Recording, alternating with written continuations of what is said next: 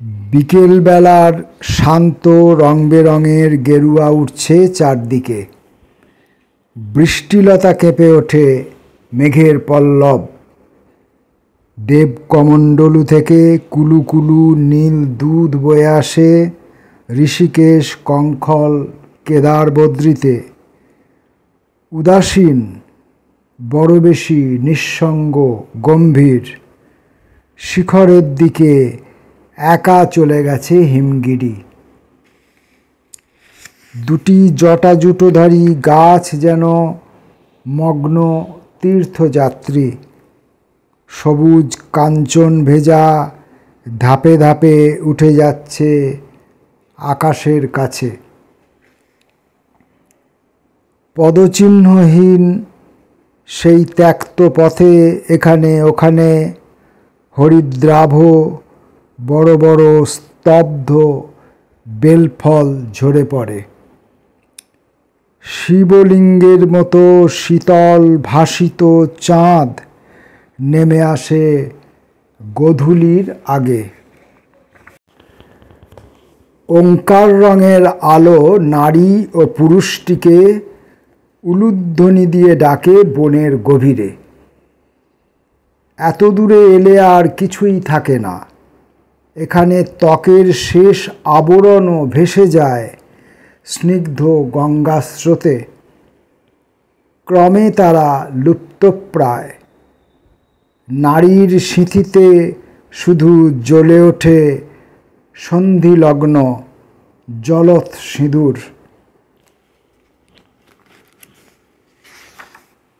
কবিতাটি ছিল দেবারতী মিত্রের বিবাহ। এরপর পৃথিবীর সৌন্দর্য, একাকী তারা দুজন। প্রিয়তম পুরুষটি এক পা একটুখানি উঁচু করে বিছানায় ভেসে আছে দেবদূত। সুকুমার ডৌল ভরা মাংসলো ব্রোঞ্জের উরু। অবিশ্বাস্য নিখুঁত সহজ গ্রীক ভাস্করতা। হঠাৎ সচল হয়ে ডাকে তরুণীকে। দুহাতে জড়ানো নারী, তার ঊর্ধ্ব শরীরের গভীর সৌকর্য ফেলে রেখে গা শিরশিরে লোভে দুপায়ের ফাঁকে এসে মুখ গুঁজে দেয়। গ্রীষ্মের ঠিক আগে মাইল মাইল ব্যাপী সরল বর্গীয় বনে ঝড়। একটানা আতশবাজির তীব্র রংচঙে চক্কর। স্তনান্তরে ঢেউ লাগে।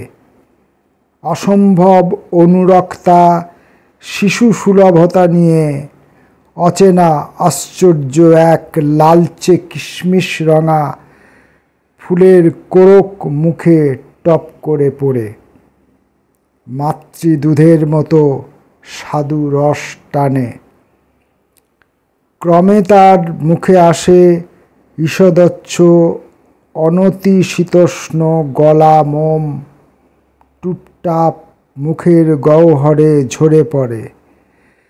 পেলিকান পাখিদের সদ্যজাত ডিম ভেঙে জমাট কুসুম নয়, একটু আঁশটে অতি অপরূপ নোনতা স্নিগ্ধ সাদা জেলি ডুবে যায় আত্মা অবধি পর্ণপুট। অপার্থিব মৌচাকের টলটলে মধু মিষ্টি ঘামে। অস্থির রমণী গাঢ় উষ্ণ আরামে পালতোলা জাহাজের ডেকে শুয়ে মাধ্যাকর্ষণহীন ফুটফুরে মোলায়েম হালকা জ্বলন্ত প্রায় একরাশ বেলুনের ঝাঁক নিয়ে বিদেশি তারার খুব কাছাকাছি ভেসে যেতে থাকে। যেন ডানা মুচড়ে দেবদূত উড়ে যাবে এক্ষুনি বিছানা শুদ্ধ তাকে নিয়ে। মেয়েটির উচ্ছল তৃপ্ত ওষ্ঠাধর, দাঁত, দুচোখের পাতা চটচটে ঘন লাক্ষারস মাখামাখি। সজীব রঙিন শান্ত সুস্থ জানুসন্ধির মধ্যিখানে আস্তে আস্তে তার মুখমণ্ডল অঘরে ঘুমিয়ে পড়ে পৃথিবীর সৌন্দর্য একাকী।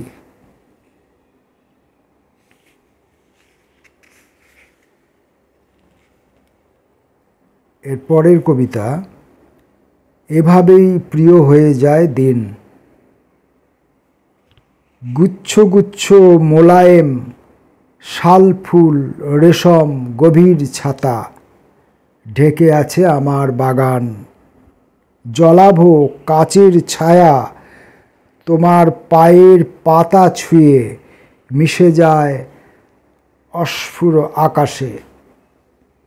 কার্তিক মাসেও আমি আকাশ প্রদীপ জ্বালব না, হে স্বামীন। অনাহত আলো তুমি অহরহ মাথার গভীরে ঝুমঝুম। দুর্গা প্রতিমার শান্ত ভুবন লাদিনী ছায়া, আত্মাময় ঘুম, রক্তস্রোতে নীল সাদা নিষ্পাপ আশ্বিন। এভাবেই প্রিয় হয়ে যায় দিন। তোমার অশ্রু ও শান্তি ভরে দেয় চোখ। অপলক আমি কিছু দেখতে পাই না, বলতে পারি না আমি কিছু। টকটকে উগ্র লাল লিচু উষ্ণ গন্ধে যেরকম ফেলে পড়ে তপ্ত জ্যৈষ্ঠ মাস, আমার নিঃশ্বাস নয় সেরকম আজকাল। পুজোর সবুজ ঘট ধূপধুনো জুঁই ঘণ্টাধ্বনি মায়াকে আচ্ছন্ন করে। মায়ার ঈশ্বর তুমি। জলা পাহাড়ের ধারে শিশিরে হাওয়ায় ভরা স্নিগ্ধ শালবনী মাইল মাইল ব্যাপী জড়িয়ে রয়েছ।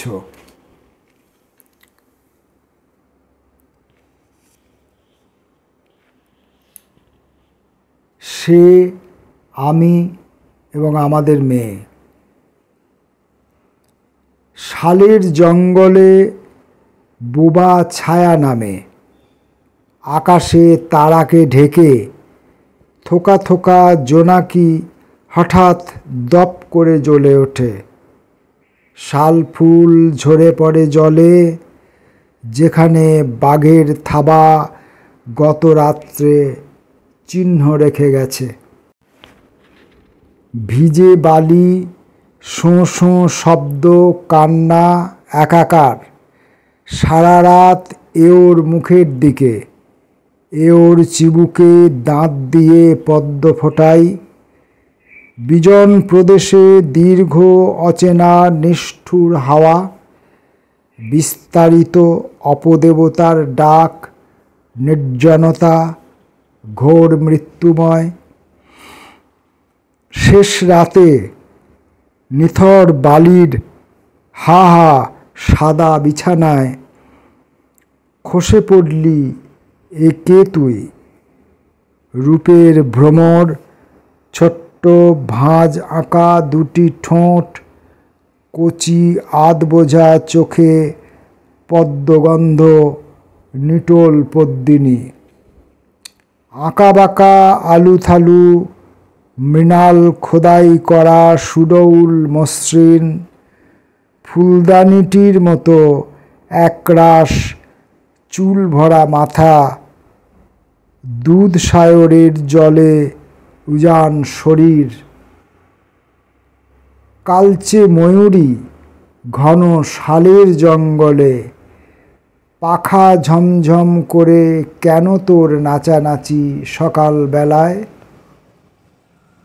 সে ও আমি আর তুই এক জন্মে এত কেউ পায়? লক্ষ্মী কি এলেন? রৌপ্যধ্বনি নিশ্ছিদ্র তরল ভেসে যায়। পান লতা লম্বা এত ঘন জট খুলে, সহসা মনের ভুলে লক্ষ্মী কি এলেন। তিল ফুল নিজের চোখের সাদা স্নিগ্ধ আলো দেখে লোভ করে আমাদের ক্ষেতের বাড়িতে। কেউ কি তুলনা দিতে পারে, সেদিকে তাকাবে গাঢ় এমন দর্শন আছে কার। সবে রূপ পাওয়া চাঁদ, মিলন আবছা সূর্যোচ্ছটা, মেঘাদ্র বাহন হাওয়া ভাসা হালকা তারা একটি পালক, আলতা সিঁদুর মাখা নরম পা, অলৌকিক ডৌল। সে দেখেছে সেই বলে, একটি ভুল আছে, যে দেখেছে সেই বলে, যে দেখেছে সেই বলে, স্তনের নিবিড়ে তার সেরকম আর্দ্র ফিকে আভা, স্নেহ দুধ মধু শরীরতা। মুখ রেখে ভেসে যায় নদী জলে ভারী চুপচাপ, স্পষ্ট চিহ্ন আঁকা গোল ভরা ঘট বিরল নিভৃতে। দেবারতী মিত্রের পরের কবিতাটি শিল্পী নিরঙ্কুশ। পদ্মপুকুরের ধার, স্নিগ্ধ সরোবর থেকে মাটি এনেছিল।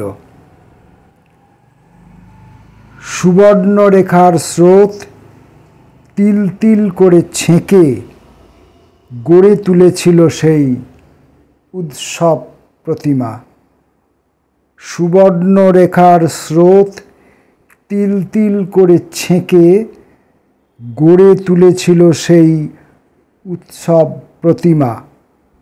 দেবী জাহ্নবীর তীরে আদিম রঙের লাল দেবতার দিকে চেয়ে বেদগান রক্তে নিয়ে খুঁড়েছিল পৃথিবীর বুক।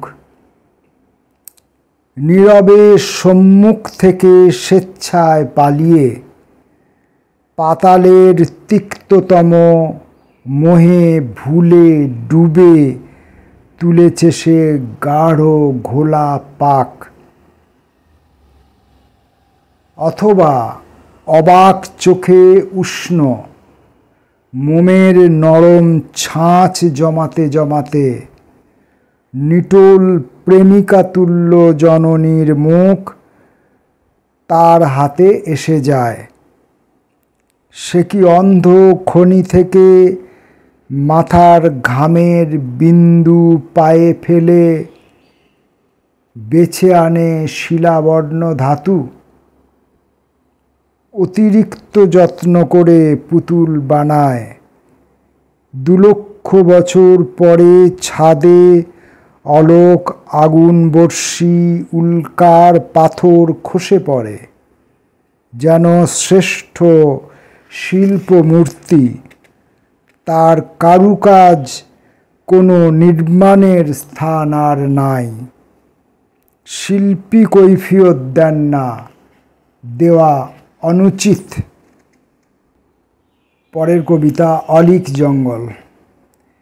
বেপথু সবুজ নাকি এইখানে খেলা করেছিল, পড়ে আছে কাঁচা পাতা, অতি সূক্ষ্ম পাথরের ঝুড়ি ফুল, ভগ্নাবশেষ নিখুঁত গঠিত মূর্তি যেন এই মাত্র।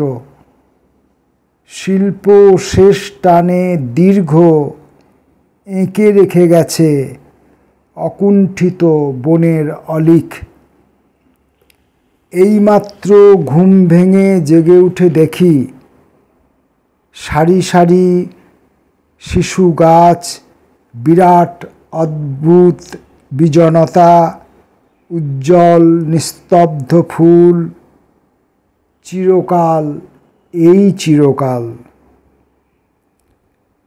কেন বা দেখালে বৃষ্টি, কেন হলো হাঁটু অবধি জল, ডুবেছিল তরুধ্বনি, কবষ্ণ প্রশ্বাসে মুগ্ধ সুপ্ত অর্ণনীল, দিকচক্র ভেঙে কাছে নেমে আসা শুক্রগ্রহ বাঁকা হয়ে পড়েছিল। বনদেবতার চোখ অধীর মৌচাক, অপাঙ্গে তরল ঝরে, ঝরে রানী মৌমাছির ভাঙা পাখা, হুল, সব ভুল। দেবারতী মিত্রের কয়েকটি কবিতা পড়াশোনা করলাম। নমস্কার।